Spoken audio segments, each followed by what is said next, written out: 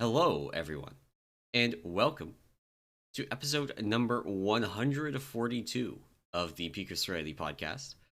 Where does the time go? Am I right? Flying, flying. I am, as always, one of your hosts, emallson, and joining me, we have my co host, Anomoly. Hello. And this week, well, I mean, there's always raid stuff, right? We're in raid progression. We're going to talk about that. But also, we have Brewmaster buffs, Brewmaster talent changes, Mistweaver buffs, Mistweaver talent changes. Nothing for Windwalkers. You guys are just like good. Fine, Um, fine. so yeah, one of the exciting things about that I'm just gonna like throw in here in the intro is that there's a lot of dooming about like pre expansion launch that they were gonna like dump these talent trees onto them and then we were gonna like never see any changes to them. And we're looking at like Mistweaver talent changes, Brewmaster talent changes, Guardian Druids are getting talent changes, Druids are getting class tree changes, Rogues are getting class tree changes. Um, so they are actually like iterating on these, They're which is doing very good work. to see. That is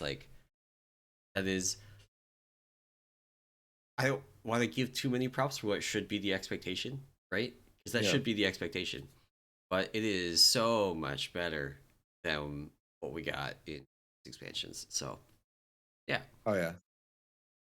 Yeah, it's like Blizzard came back to the office and they just started doing work this week. So they Mm-hmm.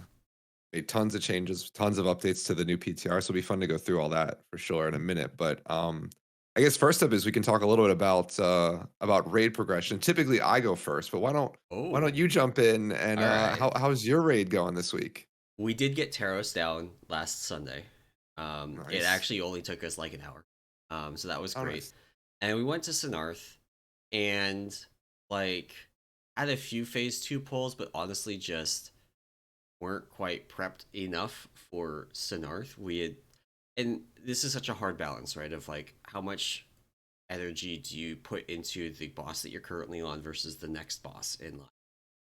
Mhm. And I think last week we put probably too much into Taros when we had basically solved it. Just needed to like go back in with a little bit, be a little bit fresher, not be coming in off a farm, a little bit more gear, a little bit more, just like in the zone.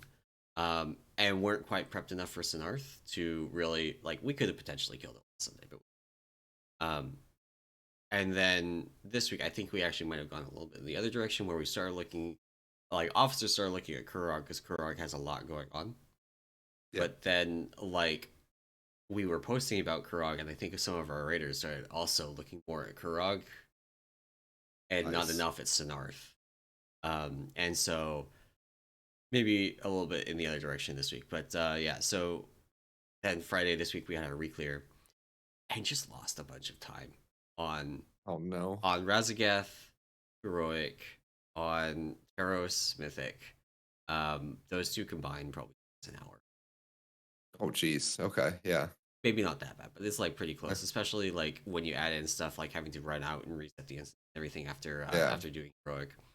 So that was not ideal. But we are back on Sonarth. We had like an hour or something on Sonarth at the end of raid on Friday, and Hmm. had a bunch of rough pulls, and then had like back to back 20% phase two pulls where we just like went into phase two with 3 DPS dead and need to go in with 0 DPS dead, and we're fine. Yeah. Yeah.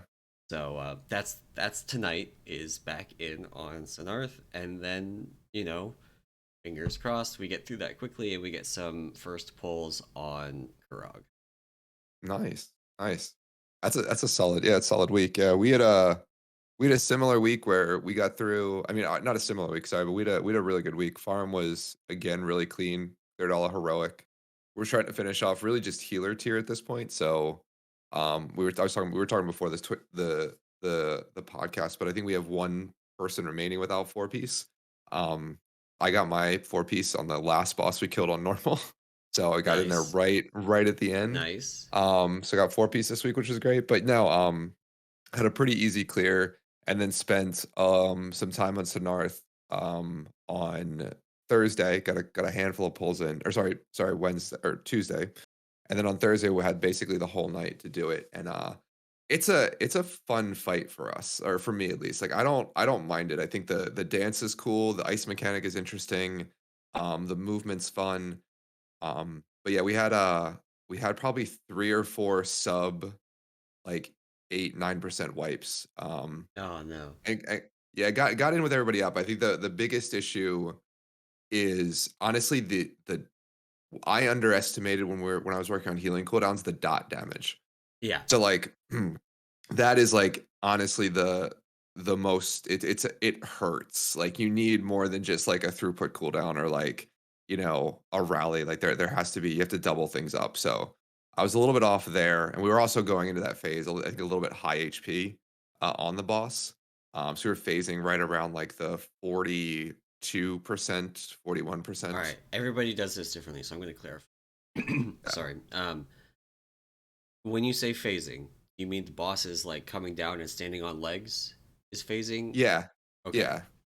Sorry. Yeah, You're because going like into like the final or whatever you want to call it, the on the ground phase, right, basically, because where like the whole floor is ice. there's like people I've heard people call it phasing when they reach the top of the like final bridge, but the boss is Gotcha. still hanging in there, and you have like an extra 30 seconds, so you just get to like beat on the boss. Right, yeah. And so for us, I think we were seeing the boss come down um, at like 35% or something. But then when we Yeah, reach the top which of the bridge, the boss is still at like 40%. It's just yeah. like then you sit there and you beat shit out of the boss for 30 seconds until she actually comes down. Yeah. No, yeah, for us, she was coming down at like 41, which I think is like, yeah, I think you want to be around the 35-36% is like the target to get that 7 minute-ish kill, Yeah. which is what we saw. So Yeah. yeah, no, it was but it's a fun fight. Like I really, really enjoy it.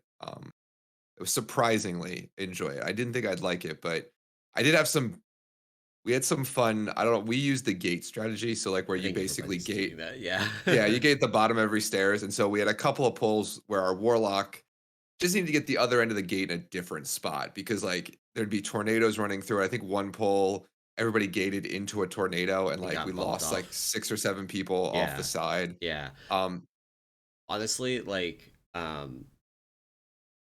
I feel like they need to do something about that bridge mechanic. Not need, like obviously it's killable. It's just yeah. annoying and not fun. Like there's two pieces that go into the bridge not getting knocked off by a tornado when you gate. One piece is the gateway position, and one piece is Hmm. actually the timing of taking the gateway. And it's Yep. like very specific. You pretty much take the gateway from the first one right after the chilling blast. If you're late, you Hmm. run the risk of getting bumped by a tornado. On the second one, not on the first one. First one is safe. Then on the second one, you take it basically as soon as you can. But if you took the first gate late, then your cooldown is still going, and you have to Right. wait, and then you get bumped by a tornado when you land. Um, Yep. so there is actually like some people there either have to wait at the bottom a little bit, or just up the Yeah. bridge, in order to do that. But I was looking at our setup polls from Friday, and we were having a bunch of people melee specifically take the gate like 5 seconds late on the first one, which was then causing problems on the second one where they would gate and land in a tornado, and people were like Warlock, please, and it's like no, actually, you needed to take the Yeah. first gate faster so that you could take the second gate faster so that the tornado wouldn't be there. Yeah. Yeah, and we had some I mean, not only like that's an issue, but I think the other thing about it is there's just some funny wipes where like I remember like being late to one of the pull-ins, so I had to turn around and like roll out, but I was rolling into ice, so I rolled off the back of the Oh, you rolled platform. off the back. Yeah, I went off the back and like my raid leader's like, "Nah, like you need to run like just run against it. You just run against it." I was like, "Well, I know that, but I didn't die to getting pulled off the front. I rolled off the back." And he was like, "You're what are you like? They just stop rolling." Um, I Oh had my one god. too. I was going up the stairs in a similar situation where I was late, so I was dodging around a tornado and went to roll, and I guess when I hit roll, it didn't move me as much as I thought I would. So I hit the tornado, but because I was in the roll animation, it didn't pop me up. It just sent me on the ice backwards. And so I ended up at the bottom of the stairs after like I was Like your basically three gate's on quarters of the way cooldown, up. you're at the bottom of the stairs. I have Oh like no no. roll charges left. I'm like, well, I'm just dead. Like I'm not living this. And so yeah, I like waddled halfway up and died. And again, it was like, did you get knocked off? I'm like, no, I don't want to talk about what happened. It just was not a good Yeah. situation. So Um, the momentum gain mechanic of the stairs or of the ice really does not like. There's a whole extra mess of jank with roll for yeah. sure. There's also some fun stuff where there's a spot on the second set of stairs near the top, near the like rock that's up there, Mhm. that you can W key and gain momentum and reach it, and then start getting sent backwards. Yeah. That's And I awesome. don't know what that geometry is, but it is not right. That's I've funny. had that happen numerous times where I've had to be like, oh, and then like get knocked back into. I'm actually okay because I'm a Death Knight and I have Death Defense going. Which, fun fact, okay, we weren't using Time Spiral on this last week. It was a Hmm. mistake. Not everybody gains a huge amount from Time Spiral, but enough people do, and it's a free enough point for evokers that we just like get two evokers in the raid, they alternate, and it's great for me because that gives me Death Advance on every Gossamer Burst and every bridge. That's awesome. That is awesome. So I am just like literally immovable. I go Yeah. where I want when I want, and nothing can get my way. Because with this events, you can walk through a tornado and it doesn't move you. Oh, really? Yeah, That's you awesome. take damage from it. You take Yeah. if you like stay in it, like if you're moving along with it, Hmm. you will continue to take ticking damage from it, and it ticks really hard. So you can't like just ignore it, but you Yeah. can just if you need to, you can just like slide right through a tornado and be okay. Death's Advance is really good, by the way. I'm gonna keep saying that because like this tier, like Tomb of Sargeras is like all soak mechanics. This Yeah. tier for tanks is just like all kinds of knockbacks and knockouts and Knockbacks everything, there. and it's just like, oh, okay, well, Death's Advance. That is awesome. That's awesome. Yeah, no, yeah, we had some really, really wild wipes, or really just people dying, and so, no, I fully enjoy it. We didn't kill it, unfortunately. So we had probably like 4 or 5 attempts, sub that 10%, 8% mark. We also had some people out, so we had like an Oh alt yeah. DH in, Oh no. um, because our main DH was out this week, and then the alt DH had connection issues, so they were offline for like 2 hours of attempts on Oh Thursdays. no. So we're missing 5%. Yeah, we had some weird tank. I don't know the some weird like just like DPS issues with like making sure the ads die on time. Plus, Yeah. like the tanks. Like I died to a blast because the tank thought the ad was going to die, so they moved into position, and as the ad was turning, it breathed, and then Yeah. breathed on me as I was behind it. So it was like And some like so weird stuff like that. we basically our cutoff for what is probably going to be a wipe is like if the ad gets a second breath off, we're probably not healing through it. Yeah. Yeah, it's a tough like the healing on it is like in burst, so it's not terrible, but Yeah. it's the last phase I think is just the worst one. That and like the you gotta watch spiders at your feet. It's just I don't know. The That's healer in me oh man. hates that type of stuff, but We had so playing Blood DK. I'm playing Abomination Slim, right? Abomination mhm, Slim does this thing where it grips all the little spiders onto you. nice. Um, and then they die because they're on top of the ad and they get cleaved and the melee get like triple hit and die. That's awesome. Yeah, Um, so I switched off of Abomination Slim, and the very next pull we had two DPS die to the spiders like standing under them and exploding. It's yeah. like it can't even be my fault. It cannot even be my fault. Yeah. Yeah, no, we have a melee that's like designated just to call like feet, like literally just say feet every time ads explode, Yeah, and the green pops up. But I mean, there's some wild like situations where like I'm moving to like the safe spot for the pull out, and there's like or the pull in, and there's like a tornado in the way. Plus, I get to the edge of the ice, someone kills an ad, so like my momentum is now shoving me right where that ad's dying and yeah, exploding. I'm doing everything in yeah, my power to like dodge it. yeah, I don't know.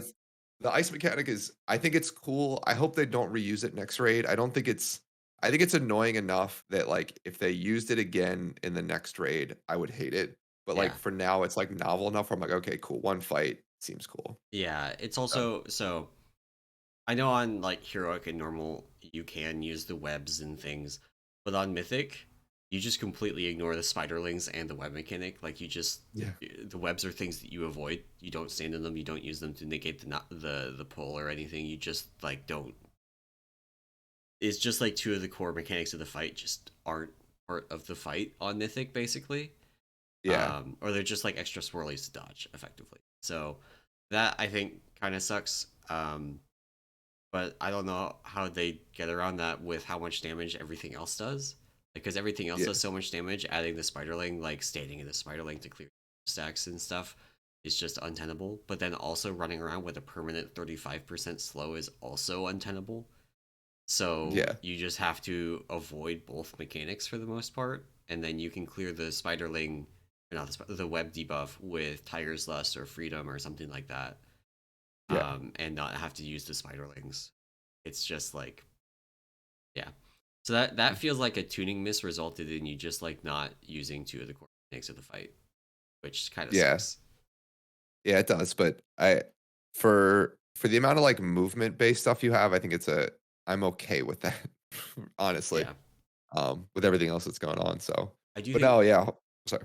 I think the fight would have been more interesting if the strat were like, hey, the people who get webs like build a wall that you get pulled into of webs, and then Hmm. that's like way more interesting than just like run to the back and W key against the pull every time. Yeah. Yeah.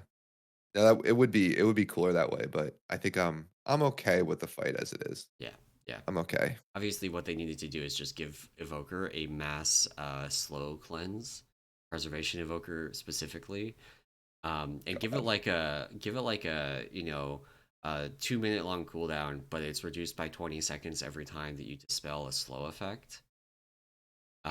So dumb. And Oh my god. Oh, does it also negate like any sort of like movement physics? So you can just like also just walk on the ice perfectly normally no, during that's that? time spiral. They should have added that into time spiral. Oh, got it. Fair enough. Fair enough. Yeah. Yeah, they should have God. just added that into time spiral. Give that hero class just everything. Love it. Um, but no, I'm excited. We didn't kill it, but I hopefully we get it this week. We get some Kurog progress going, and it should be a good time. So I'm enjoying the raid so far. It's I it's am not that bad. I am too. Honestly, this is a really good raid so far. It is nice that none of these early bosses have been like super complicated. Uh-huh. You know, Yep. there's no like we have yet to have an assignment week, right? Yeah. We have yet to have an assignment week aura for all of heroic, all of the first four of mythic. Whereas like last year, you get four bosses into mythic and you're up to like three assignment week. Gotcha. Gotcha. Yeah. Yeah, no, yeah, it's been cool that it's been pretty chill. Pretty chill. So Chill, yes. Ha! I uh, see what you did there on the spider boss. It is chill. yes.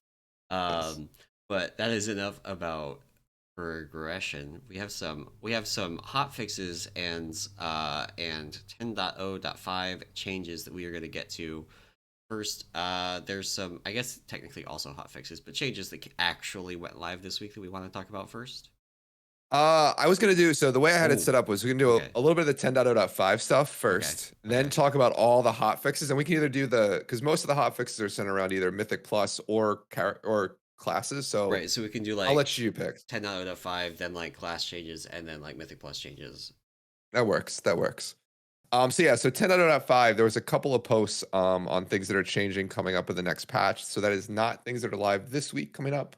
This will be whenever that patch drops. And the biggest thing was I think it was it Holinka that put out this post? I forget who authored it, but oh, so it was one of the community managers. But there was a large post on solo shuffle, which we haven't really talked about because it's a PvP thing. But for those who are uninitiated, solo shuffle is basically solo arenas. It allows you to queue in with five other players, so as six people are basically in this solo shuffle, and you play 6 games. You play a game with each combination of players, basically. I think it ends up being 5 or 6 games. And Yeah, so you go through that whole thing with that same set of 6, and if you win more than you lose, your rating goes up, and if you lose more than you win, your rating goes down. So it's still a rated arena match, and you get rewards for it just like the other ones. People are really high on it. because it allows you to just like queue in and do arena with other people when to queue in and do arena, and there's like you don't have to find a team, you don't have to find another set of people to do it You with. don't have to go into like trade chat or general chat and like spam like looking for arena partner. Exactly. Exactly. So it's great paper, great even in execution until Someone people leaves. started to exploit it, right? And so this was the issue is that essentially what ends up happening is if you leave before the end of a match, the only thing you lose is current rating, you don't lose your MMR, which is MMR is what is used for rewards. So basically, you could stay in and only win, only increase your MMR. And then if you think you're going to lose, you basically leave, and then you only lose current rating. Current rating fluctuates much more quickly. So like you can lose 200 current rating and you can gain 200 current rating in 2 matches or 2 sets of solo Right. shuffle. Where MMR to do that is much more difficult. And MMR changes are slightly lower. for the people that are left behind in the match, they gain and lose nothing. Exactly. So, Exactly. especially for times when healer queues are very long, which is a problem. Hmm. Healer queues are short, but DPS queues are long because of lack of heal. Hmm. Um, there is just a like you spend like 30 minutes in queue for your match, and then somebody leaves in round 5, and it's like, well, what am I doing this for? Yeah. Exactly. Um, Exactly. so some of the announced changes are specifically about that. So if somebody Hmm. leaves, rating gets calculated based on the number of rounds that were completed. Um, so basically, if you completed 3 rounds out of 6, you will get like a prorated 3 rounds worth of rating change. Mhm. Um, so if you lost all 3, the way it looks like is you will. It's like you lost all 6, but cut in half. It's like you'll lose half the amount of rating that you would have lost if you went on to lose all 6 matches. But if you won all 3, then you'll gain half the amount of rating you would have for getting all 6. So like you get something for it. It'll be a lot smaller. Like if you go to round 5, and your rating is going to be like slightly less than you would have with the lever, but you will still get something for it. You'll still like if you're winning, you get your point. Important. And then MMR values are also going to be actually displayed on the Mhm. leaderboard now, which is something that wasn't there before. They just showed the current rating value. This is actually kind of a big change because this didn't used to It was be. never. I don't think it's ever been in the UI, Yeah, honestly. yeah. This is like first time for that. Um, so yeah, that's a kind of a big change, and I don't know I would need to talk to somebody that actually like does PvP to really understand the full like implications of that change.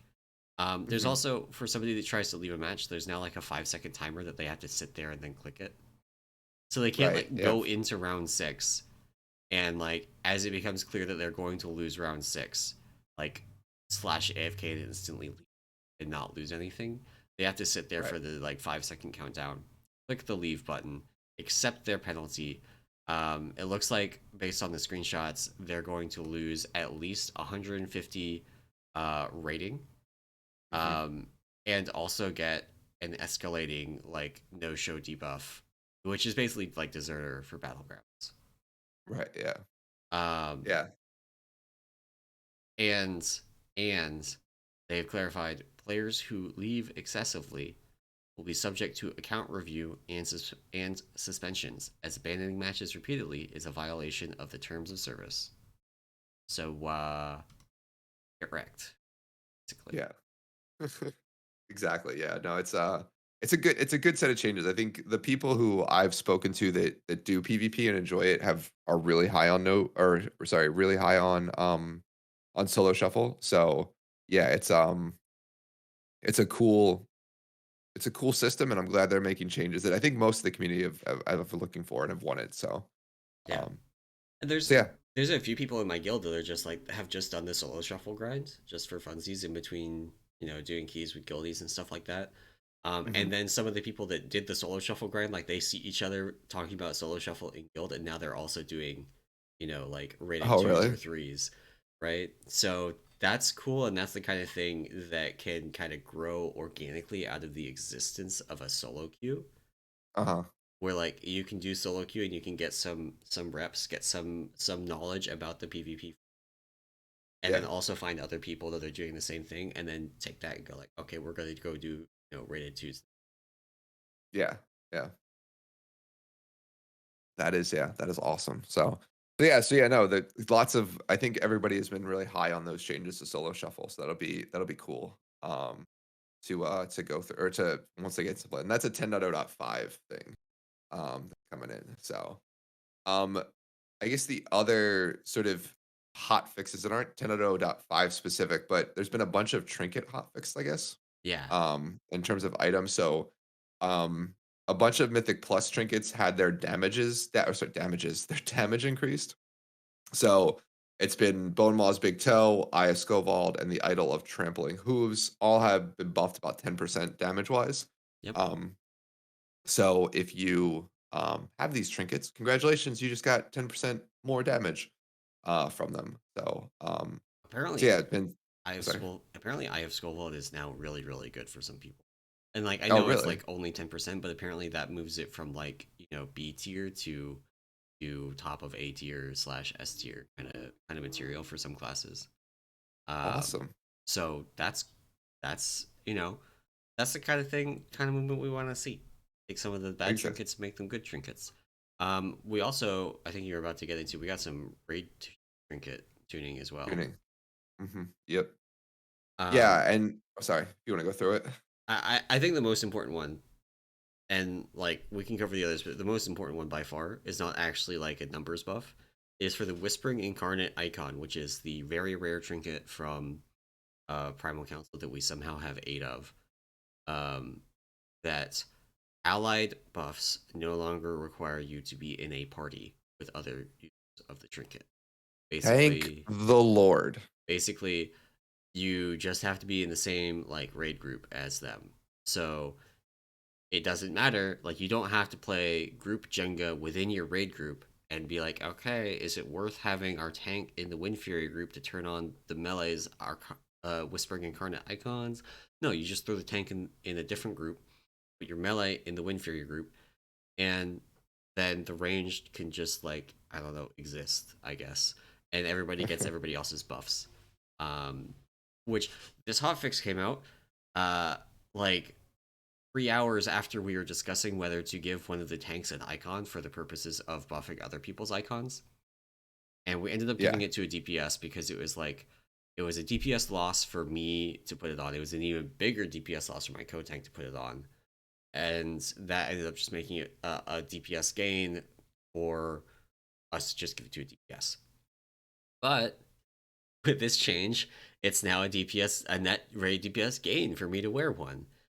Yeah. So Yeah. We gave one of ours. That was we had the exact same situation, and we ended up giving ours to our warrior tank that dropped just to get more of the buffs out there. But this is so because we also spent Thursday playing weak aura roulette too, not only just raid group roulette, but weak aura roulette in terms of like finding a weak aura that actually showed you who had the icon, so you yeah, could like build groups easier. Because like it was just yeah. yeah And this just means that you don't have to do that. Like Wind Fury Totem is yeah extremely easy to build groups around because you know who your Wind Fury totems are.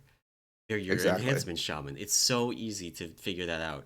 And then you know who gains from it. Even if you don't necessarily know who best gains from it, it's pretty easy to go like, okay, warriors and rogues go in the Wind Fury. Unholy yeah Decay, maybe. I don't know if they, but like warriors and rogues is just like real easy. Just send them into Wind Fury group and then fill that with whatever other melee DPS you've got. And hmm like you may not be like 100% optimal with Wind Fury gains, but you're pretty close. right yeah. Um, yeah. So yeah, that was sort of to me. I agree. That was the biggest change trinket wise this week. And then Spiteful Storm got a 15% damage increase, and also some bug fixes with it the way it's stacked up. And Um, so also some new bugs with how it could be stacked up.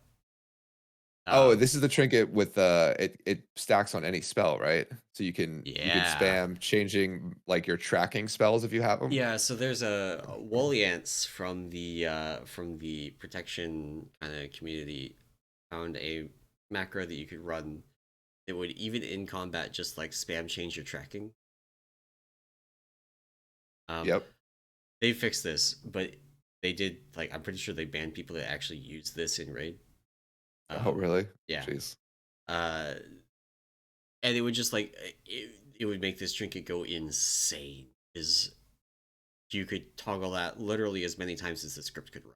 There is no cooldown, so you would just be constantly triggering this trinket and doing damage with it. Um, so yeah, this trinket I have one. It was already like fine. It was like fifth best trinket for me or something. Now it's Hmm. like one of the best trinkets. It's not as good as Grief Torch, not as good as Whetstone, but it's one of the best trinkets. Yeah, for single target. Um, Hmm. so it's good. This is another one where like it feels bad to have the trinket off the final boss be shit, Yeah. which this wasn't. But when there's five other trinkets or four other trinkets that are better than it, you're never gonna use it.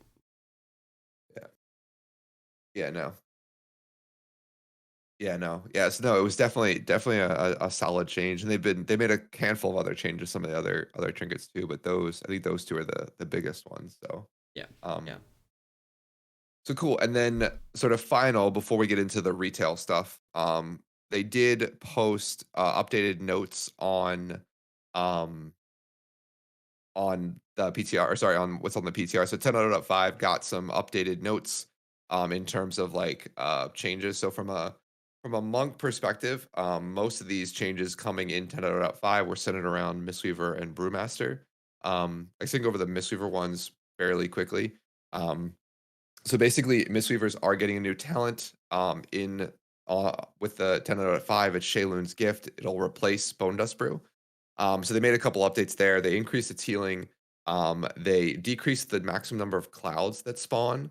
But now your mastery, so our mastery is triggered on each target hit by Shayloon's Gift.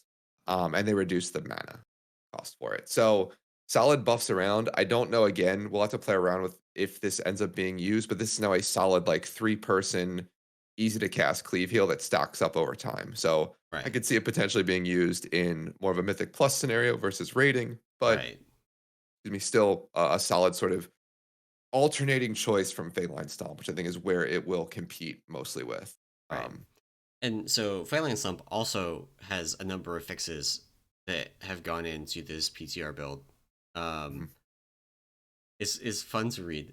Fixed an issue that caused Awakened Phaline and Phaline Harmony talents to grant less chance to reset Phaline Stomp than intended. So you get more Phaline Stomp resets.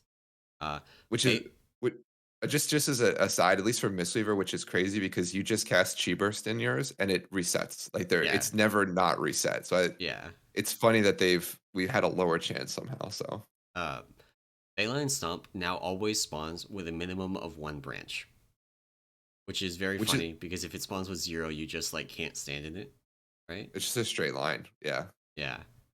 Uh, Phalanx Stomp now has 100% increased chance to spawn circles within its arc. I don't know what that means.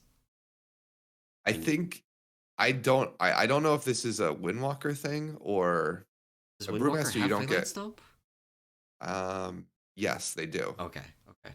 Yeah, Shows it how might much I be. love Windwalker. Yeah, I don't know what the circles are. That's not a Mistweaver thing unless I'm missing something. I think it might be a Windwalker thing, All right, I'm looking. but yeah, it spawns more circles now. So, um, the other nice thing about Phaline Stomp, sort of staying with that trend, is that if you're a Mistweaver, with Awakened Phalan and Ancient Concordance, it now will linger for 8 seconds after leaving the Phaline Stomp.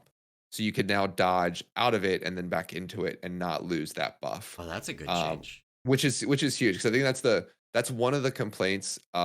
Number one, it's a complaint that hey, tanks stop literally having ADD and moving everywhere in Mythic Plus. Like, could you just plant your feet for 30 seconds? You No, know, you while we can't. kill this pack. No, no, you can't. Uh, But well, maybe 30 may be long, maybe like 5 seconds. So it helps with that. And then also because of a lot of ground targeted stuff, you'd move out of it to like the other side of the mob. You'd be out of the Fey line. You'd lose all the buffs. So you have to move back in. So, um, yeah, Phaline, that change is actually pretty going to be end up being pretty big, probably in Mythic Plus for Mistweaver. They've also done a number of other changes to Mistweaver. Rising Mist will now extend the renewing mist applied by Rapid Diffusion, which is awesome. If you guys aren't familiar with Rapid Diffusion, that's the one that is like the mass renewing mist spread talent, right? Exactly. Well, it's the one where it triggers, Rapid Diffusion is the one that triggers a Renewing Mist. Hold on, let me just make sure I get this right. It's the one where you trigger a Renewing Mist if you Rising Sun Kick or Enveloping Mist an ally. Okay. So, like, whenever you do that, it applies a 3-second Renewing Mist. It used to not be, well, funnily enough, it did extend in the initial implementation of the spell way back in early PTR, or sorry, early beta. And then they removed it, and now it's back. So you can now extend those Renewing Mists, which is fun. They lowered Vivify's mana cost, which is, I think that's in line with what's, yeah. So they lowered Vivify's mana cost, which is nice. And then Evoke Yulan now reduces the cost of Enveloping Mist by 50%. So basically, you now have Manatee active when you use Invoke Yulan, which is huge because Yulan's biggest issue is mana cost. Like, you just don't use it because it costs too much mana without Innervate or something like that. So Yeah. honestly, good Mistweaver changes. This is, we'll talk about it probably later, but there's also class changes coming in on Tuesday that sort of sit on top of all this too. So Right. yeah, which is awesome. So for Brewmaster, all of the changes that are on here are things that were already talked about. They were data mined. What has changed is we actually have proc rates for these things now. Before they were all just like 100% proc rate, which was ridiculous. Now they have actual proc rates, but I'm gonna like pull up the PTR talent calculator and go through them because I think that is the and so basically all of the changes are in the Brewmaster class tree, or spec tree, sorry.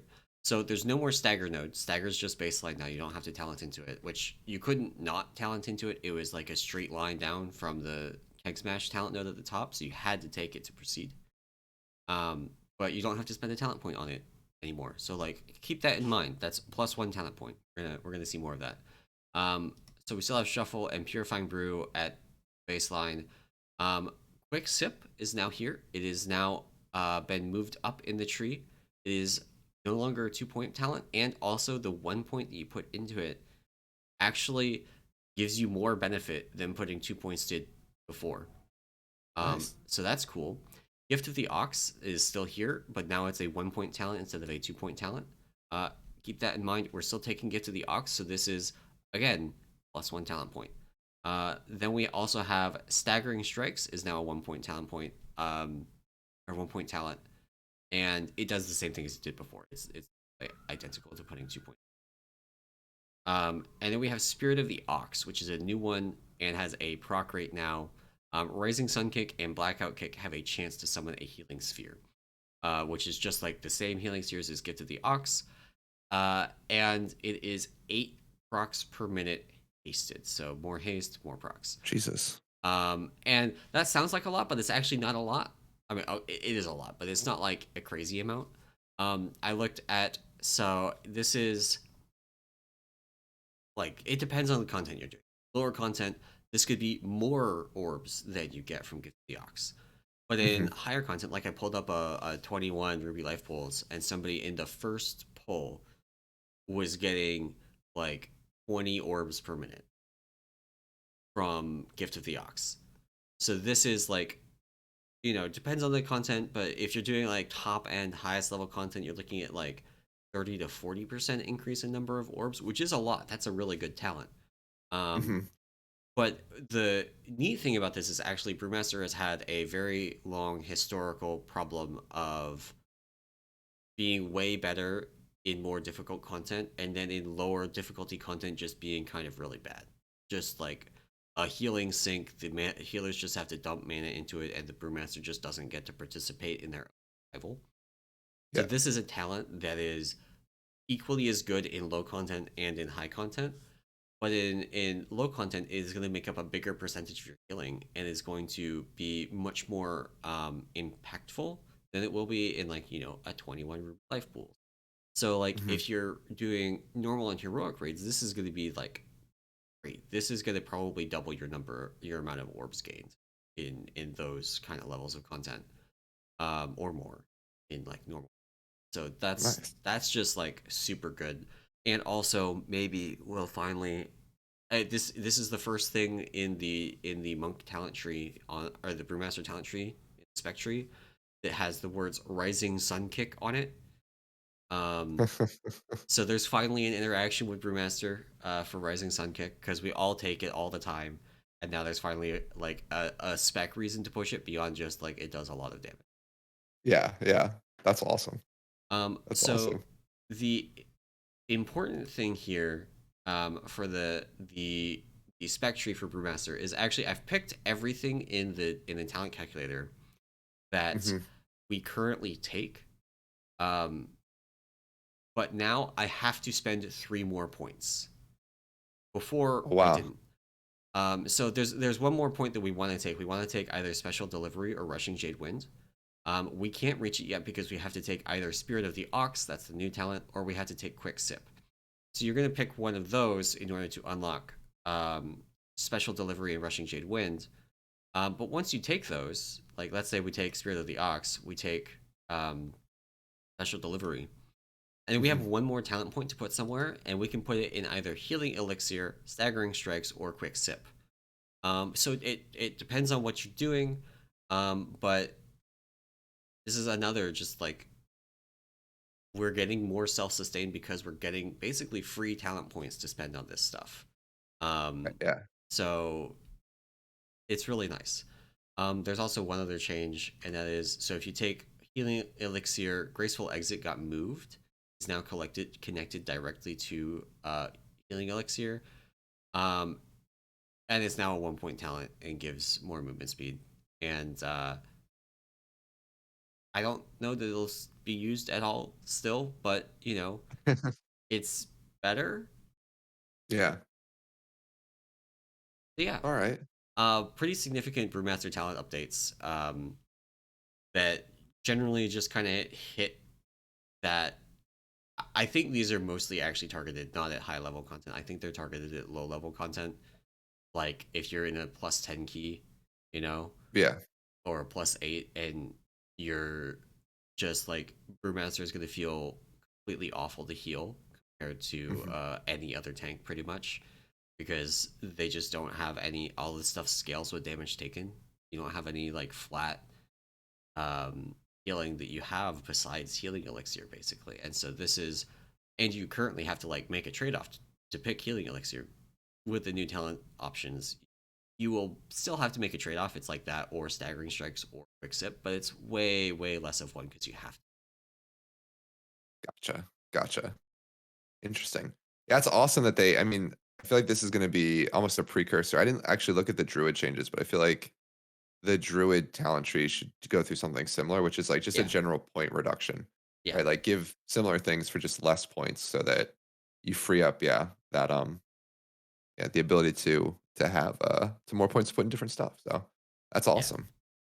That's awesome. Yeah, 10 out of 5 is, I mean, it's got a lot in it. Not only just for us as monks and really just, I mean, even content wise, there's the trading post, which we talked about a couple episodes ago.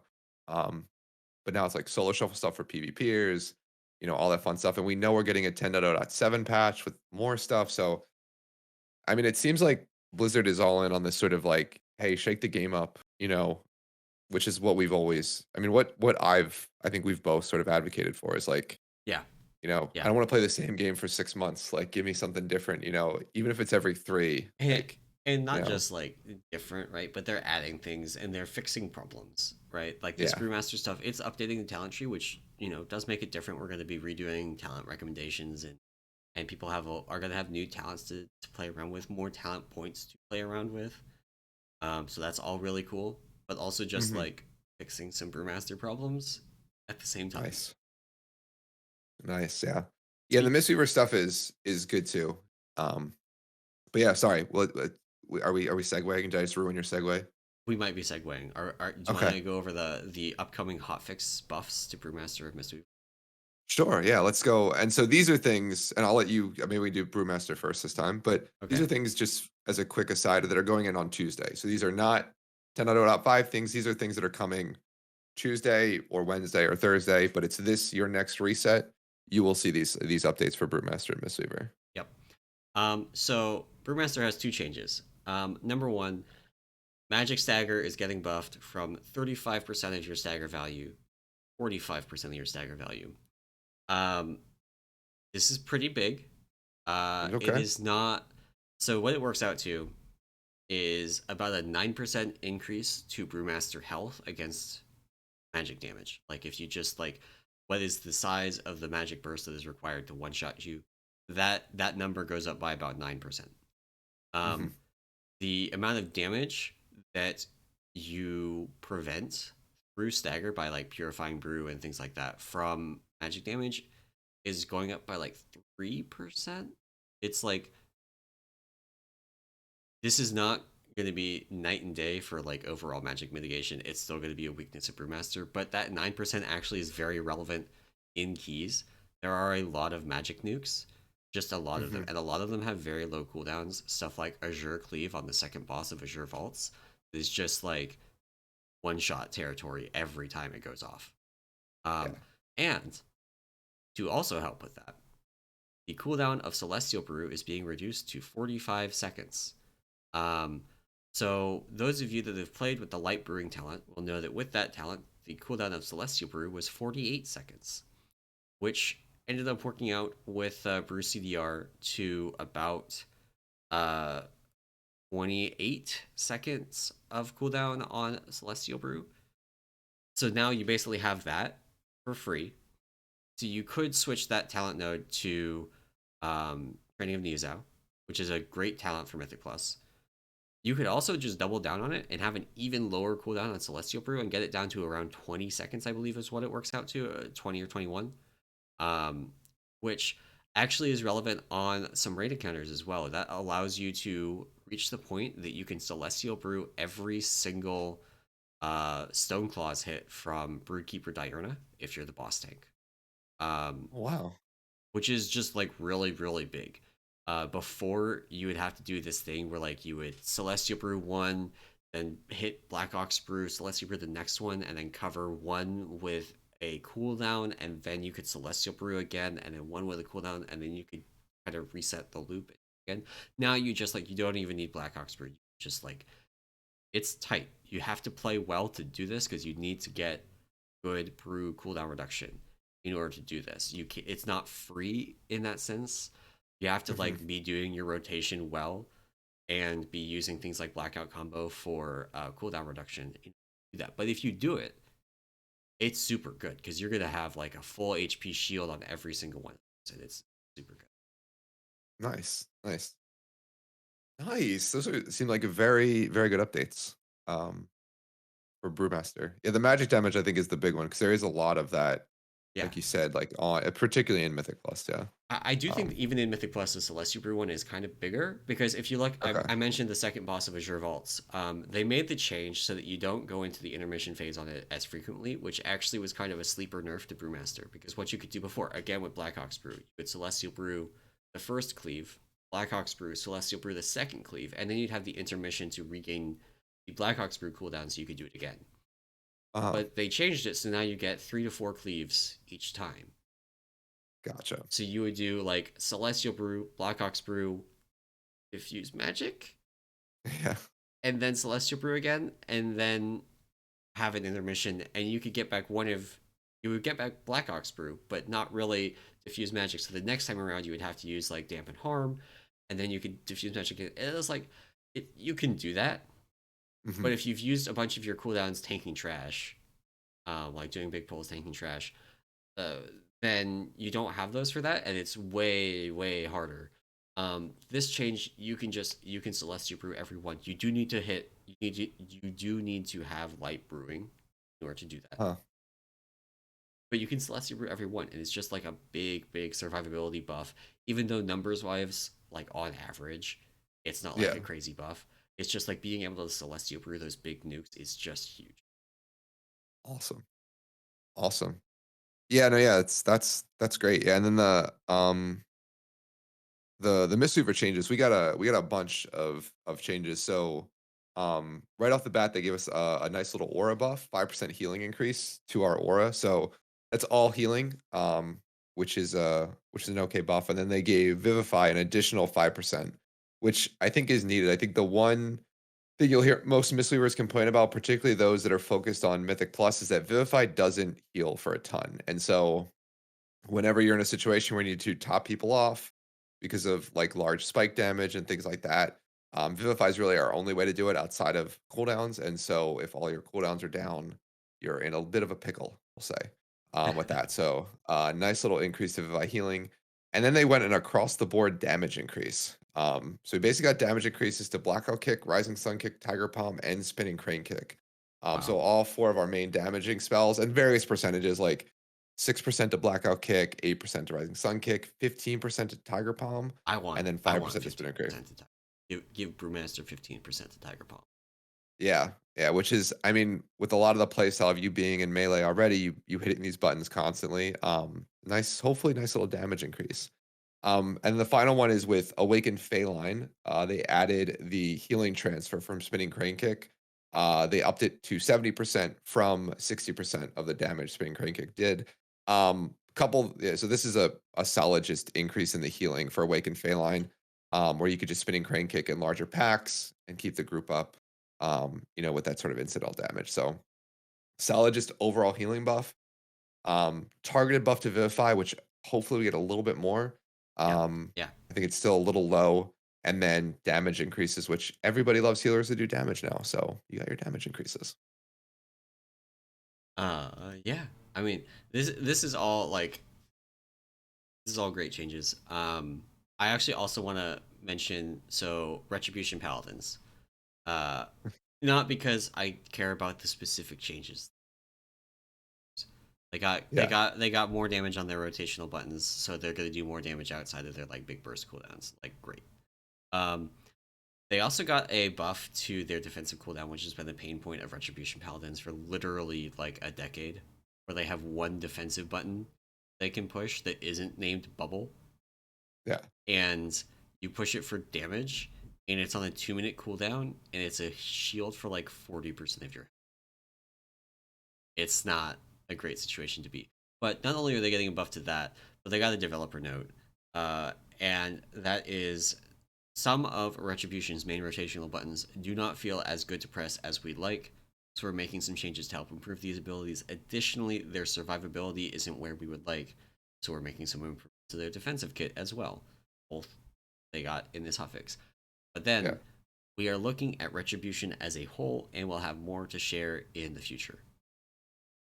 And that's honestly just like this is just like a great thing to read. This is just more of the things that we want to see from design and development in Dragonflight. Like this is what we all wanted to see in like BFA, right? Like BFA rolls Hmm. around, some classes are just, dumpster tier. Their rotations don't really work. They're very clunky. They are missing like utility viable in most forms of content, and just never got any of it. Just didn't get any of it. And they tried like adding Right. some of it back through like Azurite essences, and Right. that didn't work. Yeah. Um, and the infamous like we're gonna revisit enhancement shamans in 8.1 that never came. Enhancement shamans didn't get revisited until honestly like probably actually 10.0 pre-patch. I think they were basically the same in Shadowlands, just slightly different because of covenants. So like Yeah. this kind of like actual like fairly rapid and significant class changes. Um, this is great. This is like exactly what I wanted. Yeah. Yeah. And that's, I think, what we've sort of been, I'll say, maybe clamoring for, just like requesting, is that idea that we see just, yeah, more frequent updates to things, like, and whether that's like the right thing or the wrong thing, like just seeing more of that, I think is good for the game as a whole. I think you'll always have people complaining. Like I know at least in the healer circles that I see, Disc is very unhappy that they got nothing. But Yeah, at the same time, it's good that they're making changes across the board to healers, or really just the game. So, yeah. um, Resto Shaman as well. Somebody RP Jesus in chat. Great name by the way. No mhm, mention of Resto Shaman. Yeah, yeah, Resto Shaman hasn't gotten anything yet. Fingers crossed. But honestly, like I don't think Resto Shaman is really like a mechanical problems one. I think Resto Shaman is actually just like a give them an aura buff one. yeah, And there's a little bit of fight design in there as well. Like if you can stack Resto Shaman, it's still not as good as Preservation Evoker, but it's significantly better. So if you're doing like Mythic Taros and you're hard stacked the whole time, Resto Shaman is significantly better. Right. Um, than if you're on something like Senarth where people are generally not stacked at all. And so your healing rain gets like It's all over the 30% of the place. value. Yeah. Um, so there's a lot of variability to Resto Shaman's kit. It is okay. Quick aside, and then we can move on because we have more stuff to talk Yeah. about. Um, I think it is hilarious that Preservation Evoker's Mastery is actually just better Resto Shaman Mastery. Yeah. It's just, oh god. Is that not It's it crazy? always it always happens that way though. Like I feel like Blizzard, yeah. It's you could say the same thing that like Disc Priest Mastery was just a better version, like the right version for what we had, what an MOP or WAD Mistweaver Monk had or should have had, right? Right.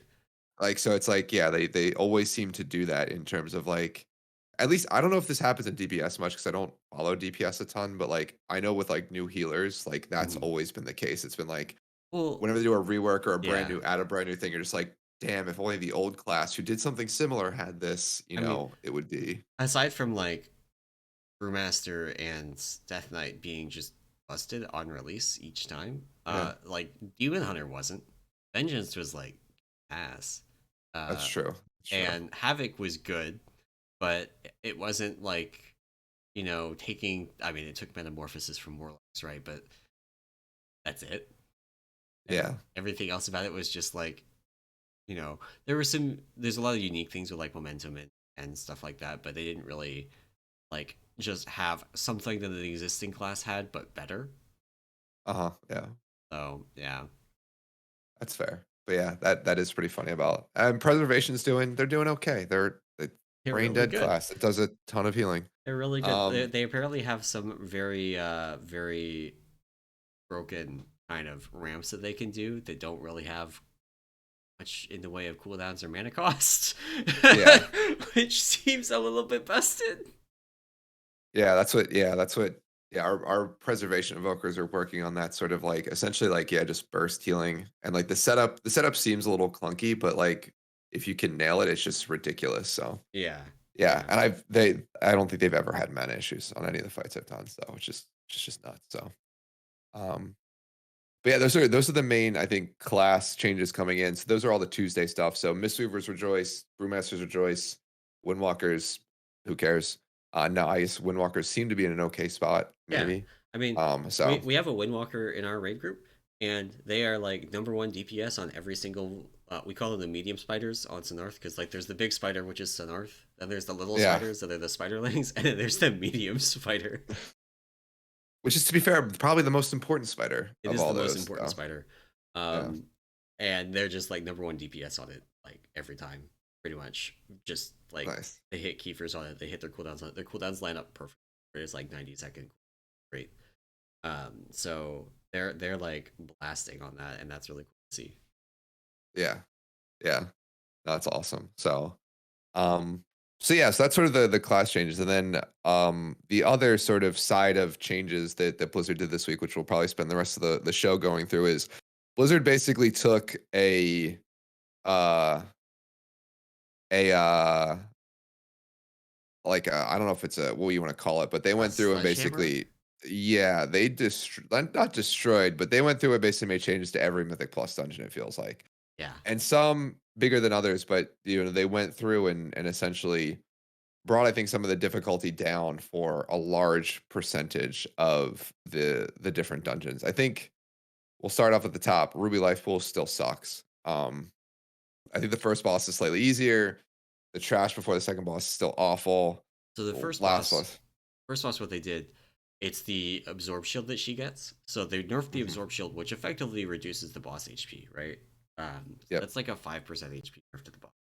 Crazy like that. Um, and then there's also reduces the party wide damage from Chillstorm, which if you're actually doing high keys of this, you don't have any of it anyway because you bring a BM Hunter and they use arrow and it gets interrupted shield. Mhm. This only affects people that aren't running like the hyper optimized comp for it. Right. Yeah. Yeah. So that was those are sort of I mean Ruby Life Pools I think is still fairly annoying to do. Yeah. But no, so they made changes. I don't know how you want to attack these You want to changes. I mean, I just guess go we, like dungeon by dungeon because there's a yeah, couple of things like it's spread across like 6 blue posts, right? yeah, it's all over the place.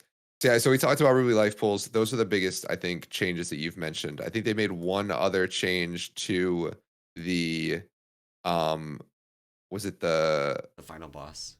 the final boss, right, where the interrupts is now slightly lower that they Yeah. do.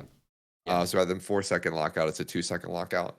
But other than that, Ruby life pools remains fairly similar. No changes to trash that I picked up on. Yeah. I Um, highly recommend, at least on Fort, not doing the fire dragon between the first yeah, boss and the second boss. That thing slams. God, yes, I agree. Um, I agree. So that's Ruby life pools. So I guess we can talk a little bit about the Nokund offensive, no, Nokhund offensive, No HUD good. offensive. So there, I think some of the bigger changes there were particularly around the Raging Tempest boss. Yeah. So they essentially reduced the damage of Energy Surge, which is the damage to the tank, right? Yep. They reduced the damage to Lightning Strike, which is the AoE circles Yep. on the players. And then they increased the duration of Surge of Power, which is the buff you get from picking up the orbs, from 15 to 18 seconds. I haven't done this since these changes went in, but apparently you can now keep your buff through the intermission if you time it right. You technically could, like one person could before. It was Yeah. very, very hard. This makes it easier. It makes it a lot more practical. You had to like let a ball Hmm. basically almost reach the boss, and then the healer would like Yeah. Yeah. but this makes it easier to keep those buff stacks up, which effectively is like a nerf to the healing requirement and a nerf to damage requirement for the boss. Right. Which, yeah, which just makes that boss slightly less annoying. I'll say that as a Mistweaver, that boss is pretty annoying, Yeah, primarily just because of the spread. yeah, People don't like to group up, so but no, this helps. And they also changed the duo boss, the third boss yeah. that I Tira think and most people Baruch. do Yeah, third.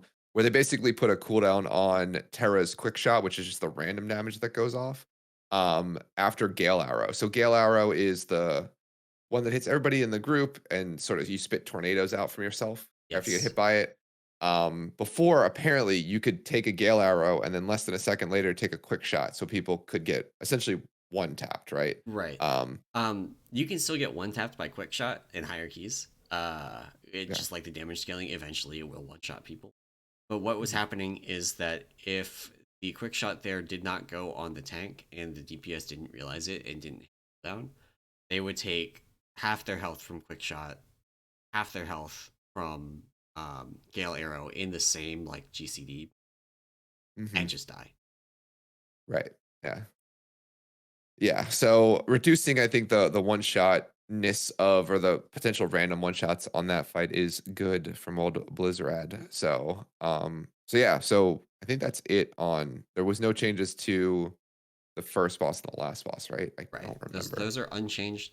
Um, a lightning spear on the last boss does hit the person that it targets twice, which is pretty silly. Um, Gotcha. that one should eventually get fingers crossed. Because Hopefully. it, yeah, yeah, Hopefully. Yeah. Um, so yeah, so then maybe next we talk a little about Quarter Stars.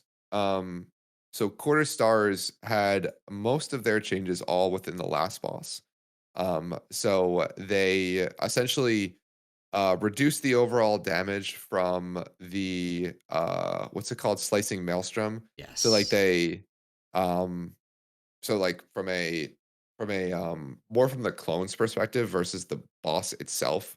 Um yeah. So s- the reason for that is that when Legion Time Walking first came out, they actually nerfed this boss, but they screwed it up and they only nerfed the slicing maelstrom damage from the boss itself, which mhm, is why now when they're nerfing it again, actually I guess they buffed the boss, but they're nerfing the add damage pretty right. significantly because it didn't get those nerfs. Yeah, from the slicing maelstrom, which is good. They also normalize the damage. So I didn't realize this, but it's I hate variance in WoW. It's just stupid. But the damage itself had variance, so they could go 5 or 10% upper or lower in terms of the damage each one of the ads plus the boss would do every time Slicing Maelstrom was cast. So Yeah. in this case, it's an overall nerf of about, I guess Wowhead did the math, overall nerf of about 34% to the damage that's done. So Right.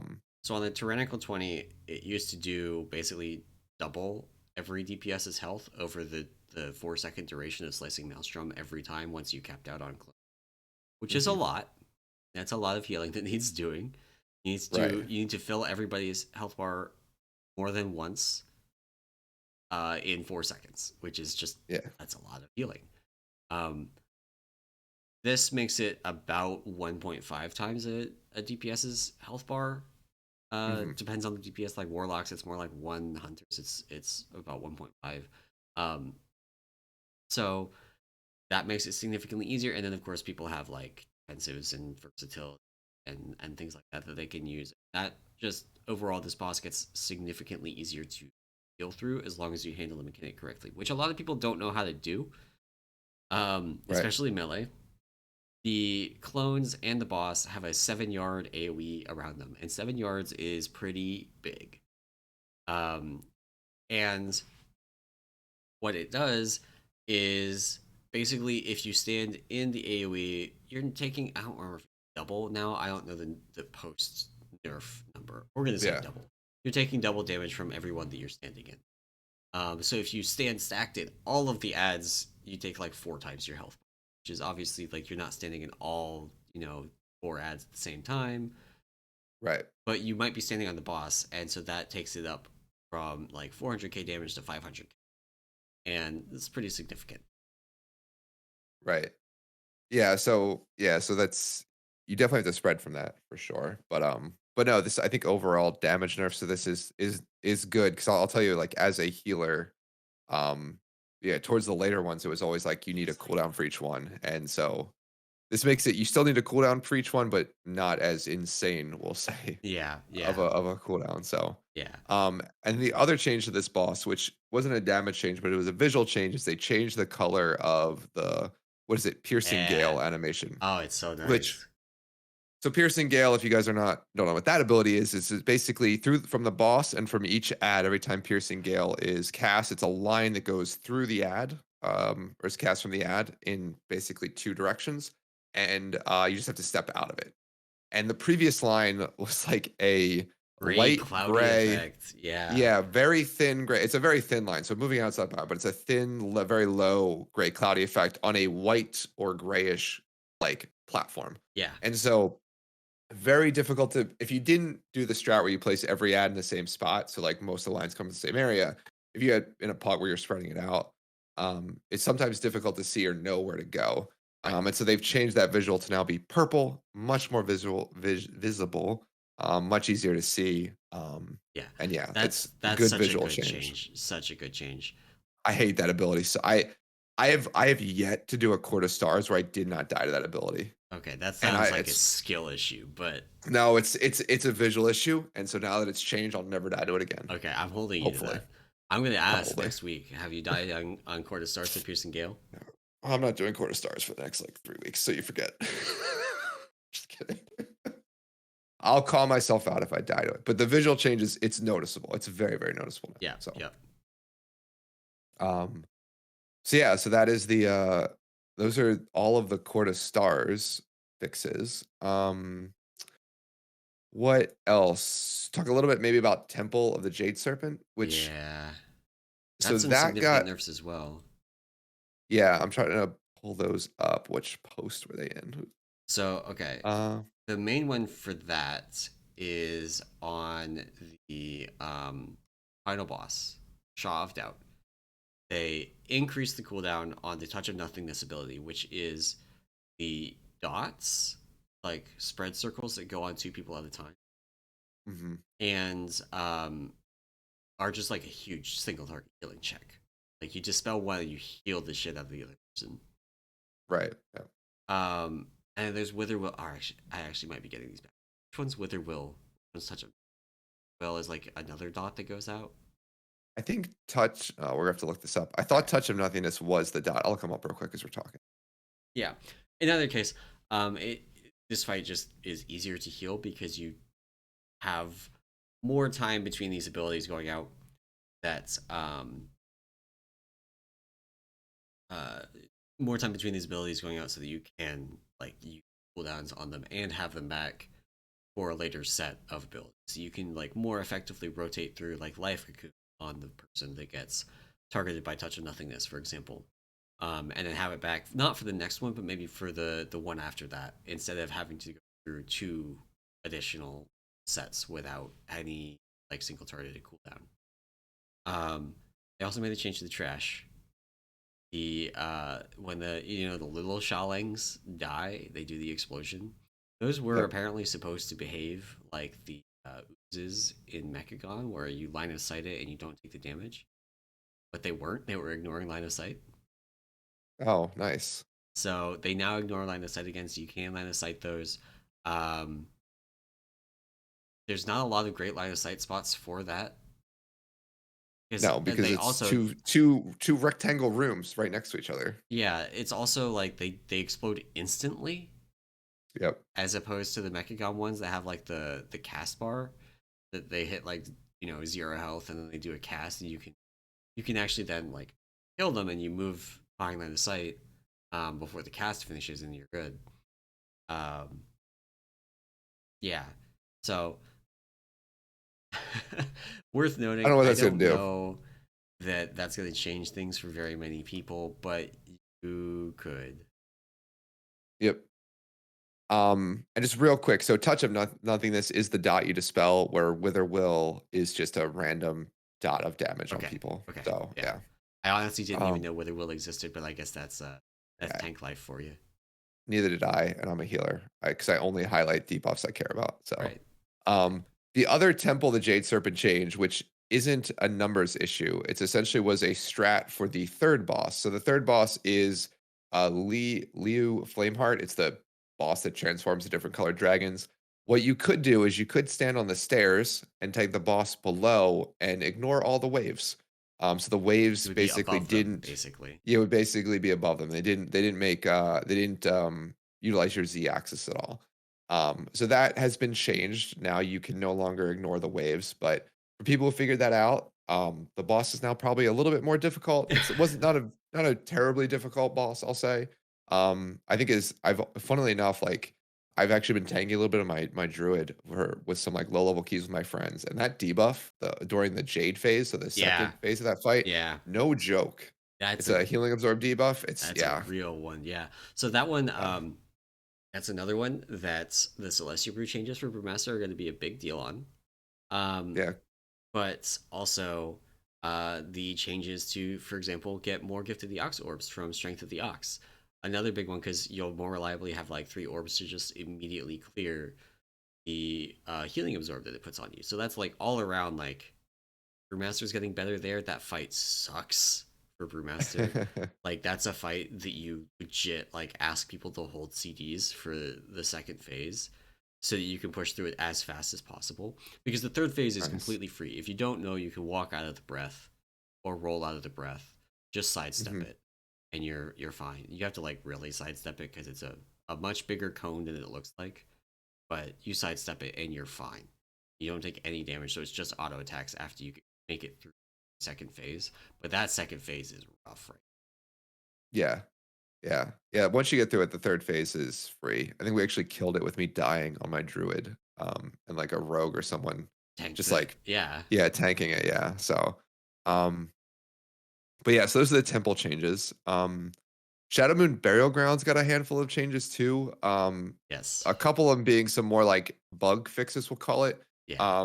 The ads on the first boss no longer give count, which I didn't realize it until I saw the hotfix this was happening. Yeah. But yeah, apparently the first boss, if you kill the ads, they give them it's a minor amount, like 0.5%, I think. Yeah. Um, It was enough that like if you were going to plan on um getting a certain number of ads on that boss, you mhm. could do slightly different pulls. But most people I don't think realized it or planned around it, so they just ended up like 1.5% over count. and just Right. live Yeah. with it.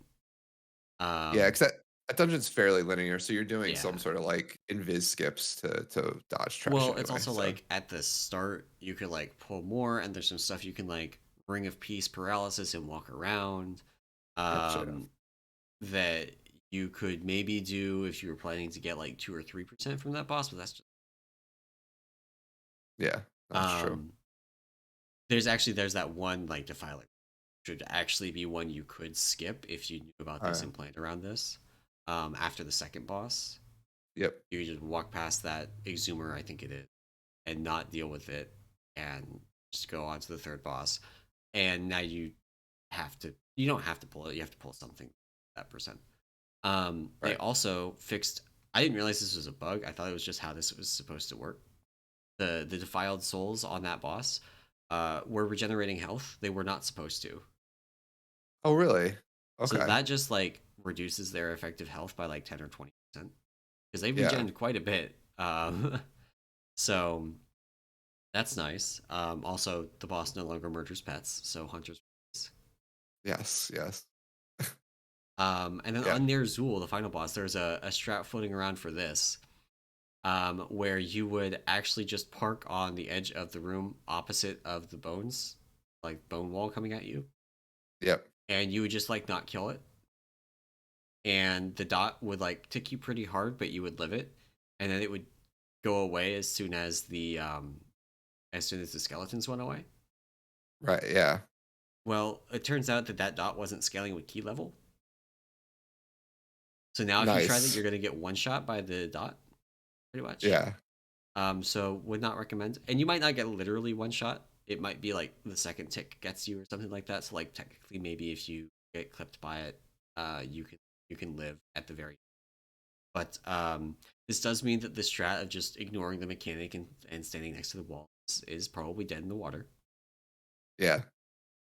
Yeah. Um, You will definitely have to actually do that nowadays for sure. So,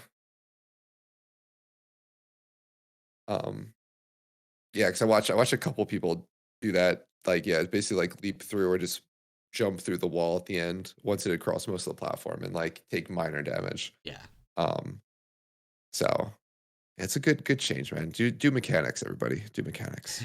Um, so yeah, and I'm wondering, is there any other dungeon hot fixes? So there's the Azure Vaults one that I mentioned, Oh where they yeah. changed the second boss. Um, And this one, I don't know. Like, it technically is a nerf to the boss. It makes the boss easier to do because you spend a higher percentage of your time doing damage to the boss's health bar. Uh-huh. Like, on Tyrannical, you have these bosses that have this problem where higher health means you get more ad phases. More ad phases just tack on extra health, effectively. Was a problem on a lot of bosses in Shadowlands. You know, you had Uh-huh. something like Hekar where the more you went through, not only the more shield phases did you get, but actually the bigger the shield got each time. Um, so that just made the boss like more than 40% harder on Tyrannical by a lot. Yeah. Uh, Azure Blade was kind of like that. The more HP she gets, the more ad phases you get, and it ends up being very like uneven progression where like going up one key level can make it take 45 seconds longer because you get an extra ad phase in there, Hmm. and that's not 10%. But yeah, basically the change is that you get more time after the first intermission phase. You get more time in between each intermission ad phase. um, that means that you get now 3 to 4 because of spell queuing. Arcane Cleaves on the tank in between each intermission phase. She only does 3 ads always, but sometimes she does the fourth Arcane Cleave. It's very, very annoying. Right. Right. Yeah. So that's solid little change. To Azure Vaults. I think I that's think there's. I think that's pretty much it for Mythic. Oh, we didn't talk about Academy. Oh, did we not? Did we miss We that? missed Okay. Academy. The probably the most significant change, which was to the tree boss. Yes. And all they did is they made it so that the burst forth does not come instantly after the second germinate in each cycle. Yeah. Now it's like on a 5-second delay. It's still really fast, but it's no longer instant. Right. Yeah. And that makes it significantly easier. Like the healer can have a little bit of extra time to set up to heal people that before they wouldn't have had because they had to move germinate. Exactly. Yeah. Um, that does make the boss quite a bit easier in combination with the other nerf that happened that made the tree ad have less the tree ant ad have less health. Hmm. It's still a really rough boss. Like that key is entirely determined pretty much by whether you can one shot that boss. Yeah. Yeah, that's the and doing that a couple times this week. It's definitely noticeable. It's still tight. Like the previous Yeah, issue, like you're right, was not only germinate, but it's also like killing the tree and add, stacking for that for the dot, and then germinate hitting right at similar timing, and then yeah. also then all those having zero time to even kill one or two of those ads, right? Right. This Um, is a boss that like if you there's like a DPS check. And if you meet the DPS check, the boss is just trivial. If you right, can like meet every single DPS checkpoint, the boss is a joke. It just like almost doesn't have a mechanic. You right. just have to move out of the germinate, and that's basically it. But if you can't, if you fall behind on any of them, any one of them, if you fall behind, the boss is just incredibly difficult. Right, yeah. Not necessarily impossible. Like I think you can fall behind on like one, maybe two, and limp to the end. But if you fall behind on more than that, like good luck, man. Good fucking Yeah. luck. Exactly. Yeah, so I haven't I've done a bunch of academy keys. I mean, granted, the slightly lower level, like in the 8 to 12 range, but haven't wiped on it at all this week. So it's been have Yeah. wiped more on the bird boss than the tree Oh, boss in academy. bird So bosses. They still haven't fixed the thing where if you wipe twice on bird boss, you can't use the second goal anymore. Um, so oh, we really? I did. didn't realize that was an issue. Yeah, we did a 20 that we did not time because we wiped on tree boss a couple times. Mhm. Um, but Nice. we wiped on bird boss because I stood in the fire, got stunned and died. Um, that's just skill issue. But then our Yeah. hunter feigned death and then realized that they couldn't get back from the platform, Oh no. and we weren't going to go back to bird boss right then. We were going to go and do more trash and wait for CDs to come up. Or actually, no, we were going back to tree boss I think because we had less backup. Gotcha. So he's like, okay, I guess I'll just kill myself. And I'm like, no. And then he Mhm. kills himself by pulling the bird boss and resetting it again. So now we can't use the second goal. Yeah. Oh god. Um, so that was fun. We did actually manage to kill bird boss without using the second goal though. It was That's tight. good. We did 5 uh screeches before using the fire Jesus. goal, and then 6 screeches before we actually killed the boss. Gee, yeah, that's 6. God damn. And Yeah, this that's the 6 was just like I think the 6 basically one shot people, but we had yeah. like our healer died to something else earlier, and dying resets your stacks, so they only had like 2 at the point that everybody else Oh, was at nice. 6. Yeah, yeah, yeah. Nice. Nice. Yeah, that's yeah, that yeah, that I mean, I don't mind that dungeon, but yeah, that dungeon is all bosses, which is Yeah, funny. I feel like the trash is like non-existent for the majority of it. yeah. So, The trash is fairly chill as long as you like kick Mystic Blast and don't let your tank die to the battle axes. yeah, exactly. Exactly. Speaking of, did you know that Preservation Evoker can dispel bleeds? Yes, I learned that. And that the bird boss thing is a bleed. Yes. Battle Yeah, axes even though it's also do a bleed, oh, okay. and Okay. that bleed is very scary. So Yeah. we like try and stop it with stuns and things like that because it won't recast it if you stun it while it's casting. Um, Yeah. but uh, yeah, it really hurts, and Preservation Evokers can dispel it, so that's pretty neat. Very cool. Very cool. Yeah, I did. Yeah, we run one of my friends plays preservation, so a lot of Yeah, my keys are with him. So, yeah. um, that's Um, awesome. Preservation Evoker might be very good right now, just a little bit good. Everywhere, just everywhere. Um, there's a reason more than just the mobility that they ran 2 of them on the on every Mythic Razriath comp scene. Yeah. Yeah, just tailor-made for that fight, god. Maybe one fi so any other dungeon hot fixes? I think that's None all of that them. I can think of. Okay. Uh, I mean, I I would say in general, Mythic Plus has gotten a lot easier now. I like well, maybe easier is the wrong word. I guess it would be the right word. But I think all these changes are for things that were probably needed, right? Like the yeah, overlap on the tree boss, like yeah, that some of the was damage some of these bosses are doing. It's just maybe not for your weekly 10s or your weekly no lever 15s, right? But like as you start to push like even to 21, 22 levels, like a lot of these abilities are just one shotting you. There's no counterplay there. So yeah, um we did not get right before, because I know we're coming to the end. One other thing I wanted to touch on is we did get one set of raid, well, not one set, but a main set of raid hotfixes. So Blizzard, while this week seemed to be very Mythic Plus focused, did put in a handful of changes to Dethea on heroic and below yeah, difficulties, but mostly on heroic. And so they reduced the damage of Thunderbolt by 33%.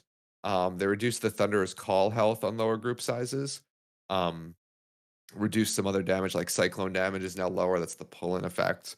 Um, and they reduce the knockbacks effect, the tank knockbacks effect, right? That's Zephyr Slam is the tank yeah, knockback. yeah. Um, That so yeah, actually so matters a lot because basically what this does is you can now go to 4 stacks without getting knocked off the platform. If you're careful, you can go to 5 without getting knocked off the platform. And before, mhm, the third one knocked you yeah, which off. basically means like I know we still do this, but we like I don't know if you do this, but a lot of teams I know 3 tanked Yeah, heroic just because it made it easier. Like you wouldn't have to worry about your tank that goes to the platforms on the side coming back in time. right. You can sort of just We just two yeah, tanked it because our tank comp was like unintentionally tailor made for the mechanic. Like we had a Demon Hunter yeah. and a DK, right? So Nice. Demon Okay. Hunter just hits glide and cancels the momentum every time. They can go to infinite stacks until it literally one shots them. Yeah. And DK just like you can go to 4, 5. You don't have any more death advance charges. You can go to 4 and be fine because you can like Yeah. death advance the first one, the second one knocks you, but you stay on the platform. Then the third one you death advance, and the fourth one you death advance, and fine. And then the fifth one you die. Don't go to 5. Yeah. Exactly. Exactly. um, Um, Volatile infusers. This is another one. Volatile infusers no longer cast unstable gusts at low health. That is the white swirlies. yeah. So that just makes it. What would happen is you'd have unstable gust cast right before you would have to like group up to get knocked over to the platform, and people would just like instinctually step out of the swirly and then get knocked at like a 45-degree angle, miss the platform, and die. Right. Yeah. Um, Does that also affect the is the one on the platform called a volatile infuser? yes, it's both of them. Okay. So it would because that's the other thing. We would lose people during the first like 2 weeks to just like trying to get knocked back, but like already be on the edge. So like the space to get knocked back, you had to move because Yeah, there's white circles coming. So yeah. yeah. That's actually probably the best change, I'd say. I mean, lower damage is always nice, but that's a good just I like mean, annoyance change. the this boss was very hard to pug, because of the tank Yeah. mechanic. Like you needed to like 3 tank. Yeah. Um, so this makes it a lot better to do in a pug with just a regular old 2 tanks, Uh-huh. which is nice. They also, unrelated to Thea, they have a change to Kura Grim Totem that matters mostly for Mythic, I think, but the damage from the elemental enemy's presence ability during Kurog's intermission now respects avoidance. So this is the ticking damage from the ads in the intermission. The longer they're up, the harder it ticks, and it was not respecting avoidance. So if you had avoidance and chance, you can actually get up to like 10, 15 avoidance now, if you have just like a little bit on your gear, Gotcha. which is a lot of damage reduction, and it was just one, and now it works. So yeah. Very nice. Yeah. So I expect to see probably a couple of more raid hot fixes probably this coming week. Now that they've gotten I through the would not be Mythic Plus stuff. surprised. Not be Yeah, surprised. maybe not to Mythic just yet, but definitely I think to some more heroic Yeah, I bosses. feel like for Mythic for us, right? We haven't reached the point where we've really been walled on anything. Yeah, no. It's all like Kurog is really the first one where like there's a set of numbers checks that are going to be very very challenging to reach. Like Taros was challenging to reach the damage check in like eye level 400, right? But then you Uh-huh. come back next week and you're 405. Not a big deal. Come back the week after and you're like 406, 407, and it's even less of a problem. Um, Kurog is like still a check at that level, and Hmm. that's the point where you really start running into like we have the numbers. I'm confident we have the numbers to kill Kurog without them nerfing. Right. But I think once it gets kind of past us, you know, you're gonna start running into guilds that just can't make the numbers check until they're like 410, 411, and that's just really rough to continue Yeah. gearing up past that gear level. Because that's the point where you really can't get that gear from Mythic Plus. Like up to 405, you can just get from Dungeon. Right. Um, you can't get 411 gear from End of Dungeon. That has to come from like Valor upgrades, which are capped, Mythic Plus cash, which is once per week, or from killing Mythic bosses. Which if you're doing that, you're looking at like you know 4 Mythic kills a week if you're stuck and can't do Kurog. Right. Yeah. Which will take a while. Yeah, Yeah. So yeah, we'll see what this next week brings, but yeah, expect maybe a couple of changes, and no, we get some really good class changes. So we'll see how. Hopefully there isn't this many changes next week. I'll say, yeah. I but mean, uh, I think but this is a good like post holiday yeah, updates to everything. So yeah. This is they've had 1 week back in the office basically, and this is what we're getting from their first week back in the office, and that's great. I do yeah, strongly suspect we're getting like 10.0.5 by the end of January. Though that's my prediction, yeah, and I would I'm agree. sticking to it. Um, so I think though that is gonna bring us to the end of this episode of the Peak of Serenity podcast. Thank you all for Hmm. watching and or listening. And if you enjoyed this podcast and you want to support it and the other work that we do over at the Peak of Serenity, you can do that over on our Patreon at patreon.com/Peak of Serenity. And of course, come and join the Discord. It is the best place to come and hang out and learn about the implications and all the different quirks and bugs of all these changes that they're introducing. Exactly. So yeah, that's it for today's episode. Thank you all for listening, and we will see you next week. Bye.